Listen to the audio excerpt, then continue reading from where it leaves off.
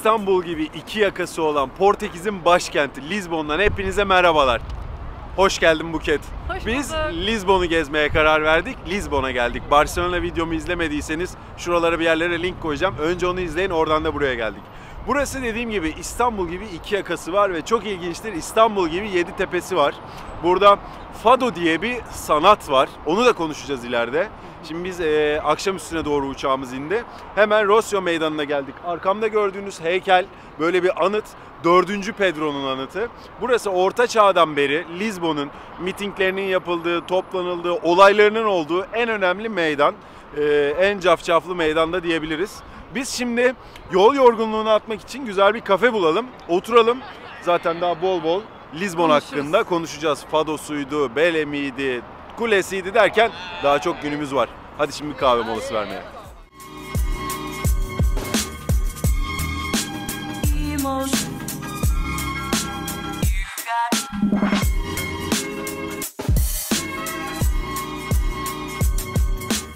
Şimdi aşağı yürüyoruz dedim ama vazgeçtik. Atıştırmalık bir şeyler alacağız.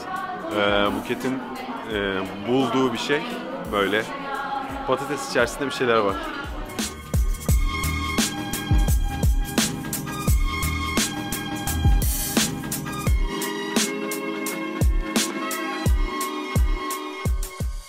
Şimdi o Buket'in bulduğu dediğim Bacalao adındaki böyle Morino balığı mıydı? Morino balığını patatesle sarmışlar. Peynir falan da var galiba içinde. Morino balığı, peynir bir de patates sanırım. Yöresel. Yöresel, buraya ait. Bacalao. Deneyin yazıyordu birçok blogda. Blogda. Meydandan buraya yürürken bol bol buluyorsunuz. Biz şimdi şunu gömelim, ticaret meydanına öyle ineriz. Acelesi var mı biraz meydanın? Biraz dinlenelim ya. Son kaç yüzyıldır orada duruyor zaten. Zaten Barcelona'dan Portekiz'e geldik 1 saatte. Havaalanından buraya geldik 2 saatte. Otele geldik 1,5 saat. Bu arada şunu da söyleyeyim. Ya çok güzel Portekiz'in bir yer. içinde public transportation yani toplu taşıma biletleri ayrı bir paradoks. Onu belki sonra konuşuruz. Ayhan Sicimoğlu gibi yapalım. Anneciğim, çok güzel. Of Anneciğim. Ayhan abi, sana selamlarımızı iletiyoruz. Biz bunu yemeye devam ediyoruz. Şehir güzel. İçinden kaşar çıkıyor.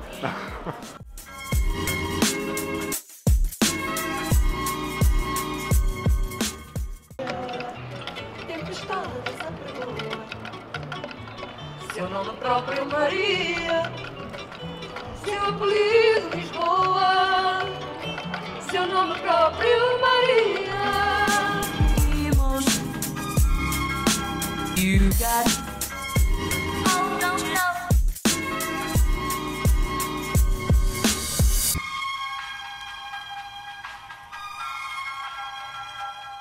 Şimdi de ticaret meydanına geldik. Burası eski dönemlerde Lizbon'un en önemli yeri. Çünkü kaşifler, denizciler denize çıkıp yeni yerler keşfettikleri zaman ganimetleri buraya getiriyorlar ve burada satıyorlar. Burada da eskiden 1755 depreminden önce kralın sarayı var bütün bu merkezin etrafında. Fakat 1755 yılında Lizbon'da çok büyük bir deprem oluyor ve kralın sarayı dahil şehrin 3'te 2'si yıkılıyor. Nüfusun çoğu ölüyor. Sonra şehir yeniden inşa ediliyor. Hatta şu depremden sonra yapılmış şehrin giriş kapısı. Üzerinde Vasco da Gama'nın, ki Vasco da Gama'yı da konuşacağız ama şöyle söyleyeyim. Ümit burnunu aşıp Hindistan'a deniz yoluyla varan ilk insan. Bir de bu kenti 1755 depreminden sonra kenti inşa eden mimarın heykelleri var. Burası artık çok turistik bir yer olmuş. Tabii ki buradan artık gelen mallar burada satılmıyor. Ama bütün turistlerin gelip fotoğraf çektiği, vakit geçirdiği yer. Şimdi bu binalar halen kullanılıyor. Altları kafe, restoran. Artık bir kahve dinlenme molasını hak ettik sanırım. Çünkü uzun bir yol oldu. Yarın görüşmek üzere o zaman.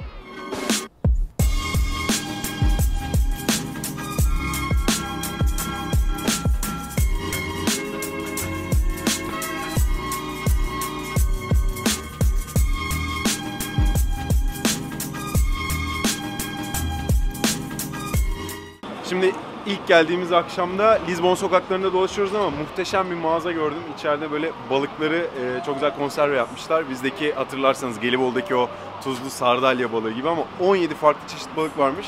Size buraya göstermek istiyorum. Hani kutulamaları, pazarlaması muhteşem.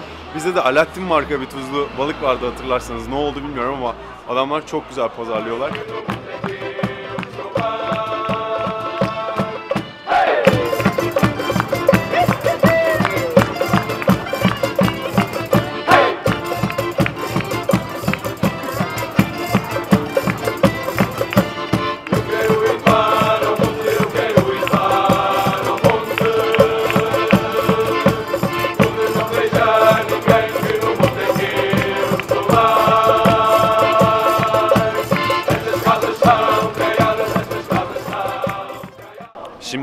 akşam yemeği yiyeceğiz. Birinci gün bitti dedim ama aslında bitmemiş. Lizbon'da hayat devam ediyor. Sokaklar çok canlı. Şimdi bir Instagram takipçimin bana önerdiği bir çok güzel bir etçi vardı. Oraya geldik. Kabakas mı, çabakas mı, tam nasıl telaffuz ediliyor bilmiyorum. İçeride böyle etler sıcak taşın üstünde falan pişiyor. Şimdi geldik, sıra bekliyoruz. 8'de ismimizi yazdırdık. Bakalım ne zaman sıra gelecek. Gençler Lizbon harika. Buket Lizbon'u beğendi. Yaklaşık 20 dakikada sıra bize geldi. Kabasaş diye okunuyormuş ismi, bu arada onu da söyleyeyim. Kabaktan geliyor. Şimdi o taşın üstünde pişen etlerden sipariş verdik. Hep beraber bakacağız. Etler muhteşemdi. Buradan bize burayı tavsiye eden Refik'e teşekkürlerimi iletiyorum. 10 numara bir mekan. Bu arada eğer gelip Lizbon'da yaşamak istiyorsanız size göre uygun evler var. Şimdi bir emlakçının önünden geçiyorduk. Size en uygun evi göstereceğim. 15 adalı, 5 banyolu. Fiyata da siz bakın. 10 milyon eurocuk yani Buket alınmaz mı? Maalesef kaçırdınız çünkü az önce ben aldım. Yani bence kaçmaz fırsat. 10 milyon euro nedir ki?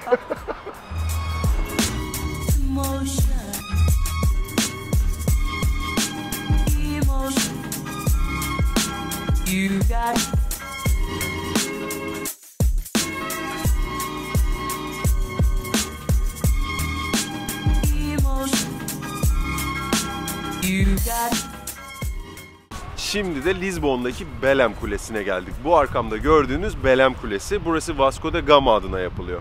Burası eski dünyada, hani size dün anlatmıştım, Amerika kıtası keşfedilmeden önceki Avrupa'da okyanusa açılan kapı. Avrupa'nın giriş kapısı. 1512 yıllarında Vasco da Gama adına yapılan bir yer. Bu yapının üzerindeki mimari unsurlar gotik tarzda, fakat Manuelin denen Portekiz'de 16. yüzyılda gelişen bir mimari süsleme sanatı var. O zamanki denizcilik başarıları üzerine gelişiyor. Bu kulelerin yanlarında böyle halatlar, deniz gemilerde kullanılan halatların motifleri falan var. Çok güzel bir Manuelin mimarisi örneklerinden biridir bu kule. Aslında burası bir kale. Size söylediğim o 1755 büyük Portekiz depreminde, Lizbon depreminde bu kalenin diğer yerleri yıkılıyor, fakat bu Vasco da Gama adına yapılan bu kule kalıyor. Çok güzel bir yapı. İçerisine girmeyeceğim. Biraz sıra var. Çünkü daha çok gezecek yerimiz var. Ama size buraya göstereyim istedim. Bu Belém Kulesi Lizbon'daki önemli, gezilip görülmesi gereken yerlerden biri. Peki dünyanın en başarılı kaşiflerinden biri olan Vasco da Gama kim? Vasco da Gama 1497 yılında Portekiz'den Hindistan'a deniz yoluyla uğraşmak için yola çıkan, 170 adamla yola çıkan bir kaşif. 1498 yılında Afrika'nın en güneyi Ümitburnu'nu aşıp Hint Okyanusu'nu geçip Hindistan'a deniz yoluyla varabiliyor. Ve Portekiz'e, Lizbon'a geri dönmesi de 1499'u buluyor. Bu yolculuk yaklaşık 24.000 deniz mili yol kat etmesiyle ve 170 kişi çıktığı yolculuğa sadece 54 mürettebatla geri dönmesine bir durum oluşuyor sonunda. Tabii zor. O zaman denizcilik bayağı zor. Vasco da Gama da Hindistan'a ulaşıyor. Peki neden Vasco da Gama Hindistan'a deniz yoluyla ulaşmaya çalışıyor? Onu Prens Henry Anıtı'nın orada konuşacağız. Hadi biz yürümeye devam edelim.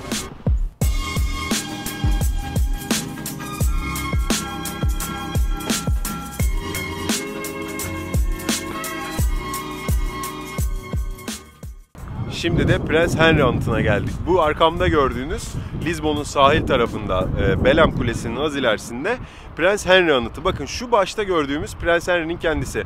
15. yüzyılda Portekiz'de, Lizbon'da denizciliğin, coğrafi keşiflerin çok yol kat etmesine ön ayak olmuş en önemli prenstir kendisi. Fakat şöyle ilginç bir tarihi bilgi var. Kendisi hiçbir zaman keşif amaçlı denize açılmamış.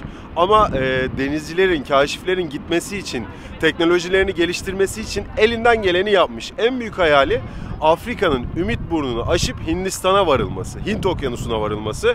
Tabii ne yazık ki kendisi 1460'ta hayata gözlerini yumduğu için bu hayalini gerçekleştiğini göremiyor. Anıtın en başındaki Prens Henry'nin yönü güneye dönük. Çünkü kendisinin en büyük ümidi Afrika'nın en güney noktası olan Ümitburnu'nu aşarak Hindistan'a varmak.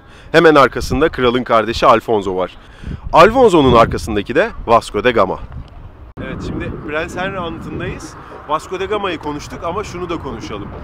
Bunlar neden Ümitburnu'nu aşıp Hindistan'a varmaya çalışıyorlar? Hindistan'da baharat var, ipek var, ganimet var. Dolayısıyla oraya gitmek istiyorlar. Ama neden Afrika'nın en güney noktasını geçmeye çalışıyorlar? Çünkü Akdeniz'in en güçlü donanması olan Venedik'ten bile daha üstün bir donanmaya sahip olan Osmanlı İmparatorluğu var.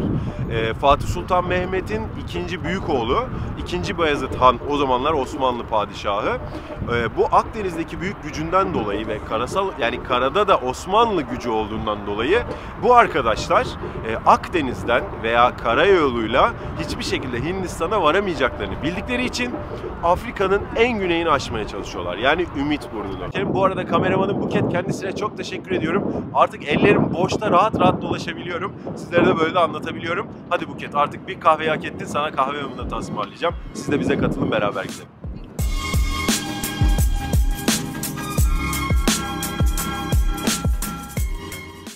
Evet, şimdi de yürüye yürüye Geronimo Manastırı'na geldik. Bu arkamda gördüğünüz yerde Geronimo Manastırı. Burasının inşasına 1501'de başlanıyor. Vasco da Gama'nın Hindistan'dan dönüşü şerefine. Hatta yanılmıyorsam Vasco da Gama'nın mezarı da bu manastırın içerisinde. Burasının inşası 70 yıla yakın sürüyor ve her yıl yanılmıyorsam 70 kilo altın harcanıyor bu manastırın inşası için. Güzel bir manastır. Hani buraya gelenler, vakti bol olanlar gezip görebilir ama az önce dediğim gibi yiyecek bir şeylerden yana oyumu kullanmak istiyorum. Bir de şehrin içindeki kaleyi gezmek istiyoruz Buket'le. Burası da Geronimo Manastırı.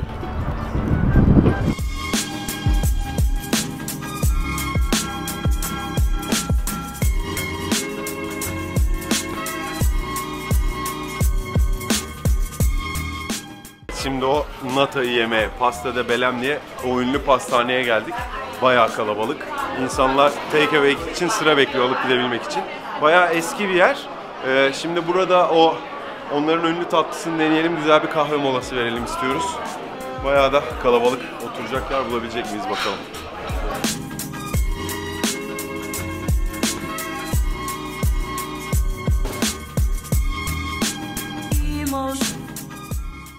Evet, şimdi natalarımız geldi. Biz video çekmeye başlamadan önce biraz yedik. İlginç bir tat. Evet Buket, fikirlerini alalım. Nasıl bir şey? Anlat. Tarifini sadece 3 kişi mi biliyormuş? Öyle bir şey. Öyle bir şey var. Efsaneye göre... Efsaneye göre bunu yapan kör oldu. Güzel. Dünyada tadılması gereken 20 lezzet arasında. İsviçreli bilim adamlarına göre. Olduğu söyleniyor. Ama ilginç, dışı kıtır kıtır, içi böyle kremalı gibi. Ben bunu çok merak ediyordum. Dün uçağa biner binmez Barcelona'dan Portekiz Hava Yolları'na bunu ikram ettiler. Biz sadece burada yapılıyor zannettik ama bildiğiniz her yerde var. İstanbul'daki simit gibi yani, her yerde ulaşabiliyorsun. Sanırım çıkış noktası burası. Burası. Bunun tüm geliri bu arkadaki az önce gelirken gösterdiğim Geronimo Manastırı'na bağışlanıyormuş. Öyle mi? Öyle yapılıyor tabii. İlk aslında manastır keşişleri manastıra gelir olması için bunu yapıyorlar. Sonra böyle bir kültür oluyor ve kullanılıyor, yani hayatına devam ediyor. Güzel bir tat, yanında güzel bir cappuccino ile iyi gidiyor. Yorulduk Buket'le. Buket bana kameramanlık yaparken biraz isyanlardaydı. Ona bir nata ile kahve ısmarlayayım dedim. Ama kanalı onun elinden almak istiyorum. Ne dersiniz? Burada. Şimdi natamızı yiyelim. Oradan da Lizbon'un içine kaleye mi gideceğiz? Kaleyi gezeceğiz. Kale ve çevresindeki eski bölge. Önce de LX Faktörü var. Biz şimdi şu natamızı keyif yiyelim, kamerayı kapatıp siz de videonun geri kalanını izleyin.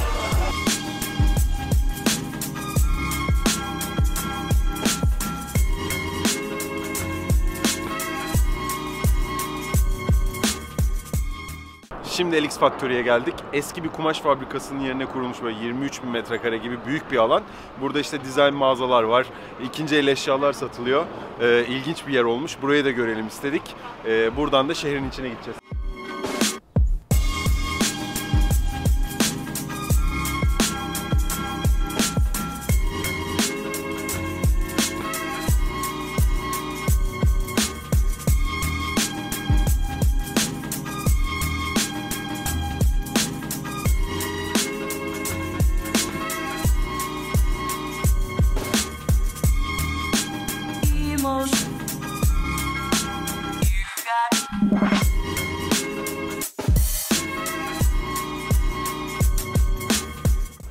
Burası da St. George Kalesi'nin içi, daha doğrusu surlarının içi.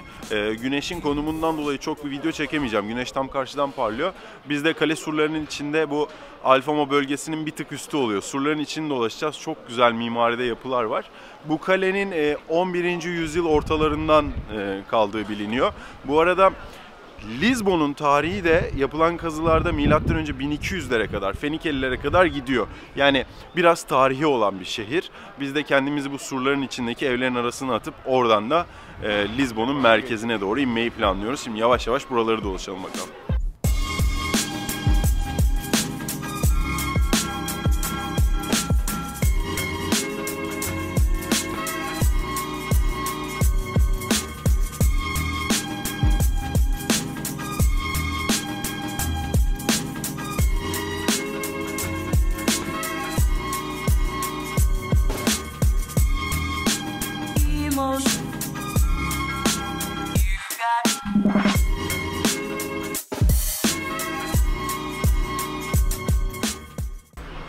Evet, şimdi Lizbon'daki 28 numaralı sarı tramvaya binmeye çalışıyoruz. Hatırlarsanız San Francisco gezimi izleyenler orada da bu tramvaya binmiştik. Oradaki daha bir şeydi ama burada da böyle bir markası var bu tramvayın. Size ilginç bir bilgi daha vereyim. Bu sarı tramvaylara burada Americanos deniyor. Biraz da tramvay turu yapalım Lizbon'un içinde. Kuyruk bekleyen masum köylü.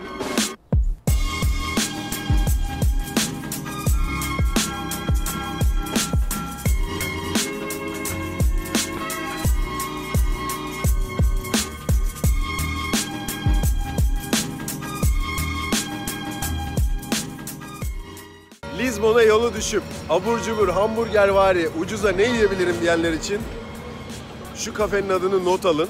Böyle meydanda ekmek içinde kocaman biftek veriyorlar, dana bifteği ve 2 euro, 2,5 euro gibi çok ucuz bir fiyatı var. Lizbon'da yemeği ucuza getireyim ve etle karnım doysun diyenler bu kafenin adını yazın. Bak şöyle göstereyim size.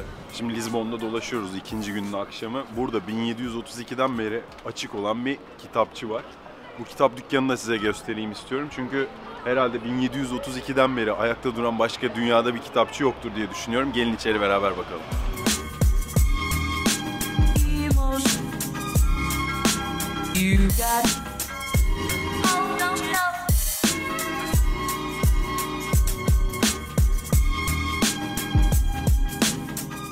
Welcome and enjoy it.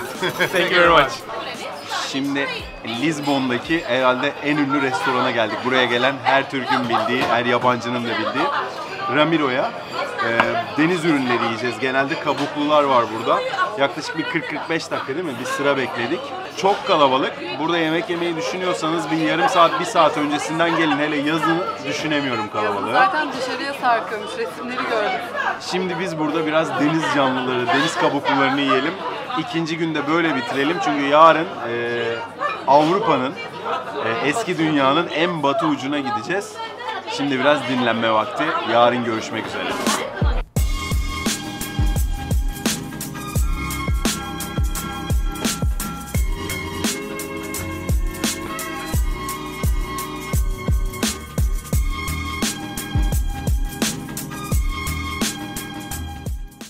Merhabalar. Lizbon'da 3. gün. Şimdi Avrupa kıtasının en batı ucundayız.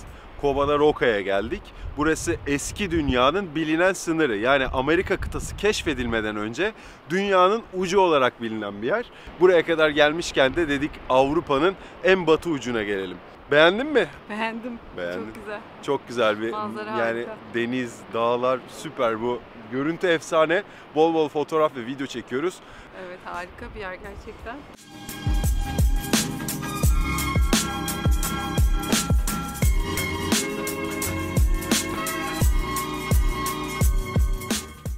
Şimdi yavaş yavaş dönüş yoluna geçtik. Bu arada ben burada drone'la bir şey çekemedim çünkü çok rüzgar var. Drone sırt çantamda ama çıkartamadım. Hayatta bu rüzgarda uçuramam o drone'u. Şimdi yavaş yavaş Sintra'ya da Carcas'a giden otobüslerden birine binip Lizbon'a döneceğiz. Onlar da yaklaşık 45 dakika falan sürüyor çünkü. Bu arada buraya gelmeyi düşünenler için şöyle söyleyeyim. Lizbon'un içinde Rossio tren istasyonundan direkt Sintra'ya tren var. Her yarım saatte bir yanılmıyorsam 10 geçe ile 40 geçe mi ne öyle bir şeydi. Sintra'dan da hemen tren istasyonuna iner inmez solda 403 numaralı otobüs durağı var. Buraya bu Covadonga-Roca'ya sadece oradan otobüs geliyor. Onun da saatleri var. Onlara da bakarsınız. Ona göre biz yavaş yavaş artık dönelim. Usa chinela, tem movimentos de gata na canastra, a caravela no coração afregata na canastra, a caravela no coração afregata, em vez de corvos no cheiro, caimatas vêm poisar, quando o vento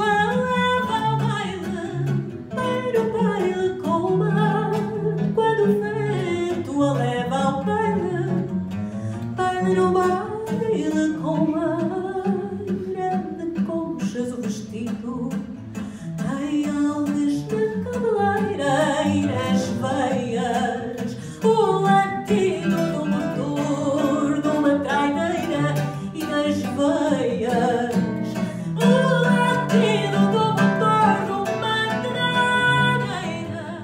Lisbon gezimizin yavaş yavaş sonuna geliyoruz. Uçağa son 2-3 saat kaldı. Çok güzel bir şehir. Ben çok beğendim Lisbon'u. Buket sen beğendin mi Lisbon'u? Lisbon'a bayıldım ben. Özellikle fado dinleyin, sokaklarda kaybolun. Ondan sonra Alfama bölgesini gezin. Sokaktaki işte binaların üzerindeki o işçilikler falan mükemmel fotoğraflar çekilir burada. Balat gibi, Karaköy gibi benzetmek gerekirse. Benzetme hastalığı var ya.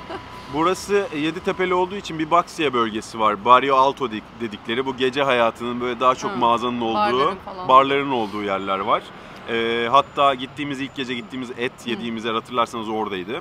Sonra bir ortada Rossio meydanıyla işte ticaret merkezinin olduğu çok turistik bir yol var ama orada mutlaka görüp fotoğraf çekeceksiniz. Bir de Alfama bölgesi var ki şu an oturduğumuz bölge böyle daha eski, daha gotik, daha böyle bir otantik bir yer. Burası da Bazilika şu an arkamızda. Bu da Bazilikası.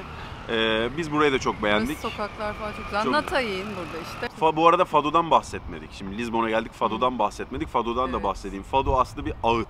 Denizci adamlar denize açılıp senelerce dönmüyor. Hatta bazen hiç dönemiyor. Kadınları da burada onlara bir ağıt yakıyor. Vasco da Gama'yı konuştuk. Yani adam 1497'de denize açılıyor. 2 sene sonra dönebiliyor. Mürettebatının 3'te 2'si ölmüş bir şekilde. Haliyle buradaki kadınlar da onlara ağıt yakıyor. 1960'lardan sonra buradaki her kesimin dinlediği bir kültür haline dönüyor ama şu an çok turistik bir hale bürünmüş. Biz Foursquare'de Fado dinlemek yerine Buket'le yürürken şans eseri onun bulduğu bir yer bulduk. Muhteşem bir ses vardı. Hatta büyük ihtimalle bu videonun birçok bölümünde o kadını dinlediniz. Arka fon müziği olarak. Güzeldi. Sesi çok güzeldi. Çok güzel. Fotoğraf çekecek harika yerler var gerçekten. Evet. Lisbon harika. Barcelona'dan geldik buraya. Ben Barcelona değil de Lisbon'u daha çok beğendim. Barcelona'da görmek lazım sanırım ama Lisbon'u daha çok görmek lazım.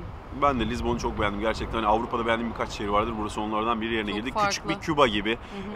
Yani biliyorsunuz Brezilya, Güney Amerika'nın en büyük toprağa sahip ülkesi. Orada da ana dil Portekizce, resmi dil Portekizce konuşuyorlar. Hatta Napolyon buralara kadar geldiği zaman buranın kralı Brezilya'ya falan fıstık kaçıyor. Böyle ilginç hikayeleri var. Zaten bu arada benim de en çok görmek istediğim yerlerden biri Güney Amerika, Mert. Belki de yaklaştım. Hiç haberim yok. Şimdi bu bir Güney Amerika'ya giriş gibi oluyor. Peru, Brezilya, Bolivya, Şili en çok görmek istediğim yerler. Patagonya. Buket sana şunu soracağım. Aşağıya inmek istiyorum Görmek istemediğim bir yer var mı? Sen git İstanbul'a, ben aşağı doğru gidiyorum. Evet arkadaşlar, bizi izlediğiniz için obrigado diyorum sizlere. Obrigado. Başka bir gezide, başka bir vlogda tekrar görüşeceğiz. Bakalao, Morio balıklı yemekti bu keçim. Bakalao nedir ya? Bakale gibi bir şey. Durup bakalao diyorum ya. Kendinize iyi bakın. Başka bir gezide, başka bir vlogda tekrar görüşeceğiz.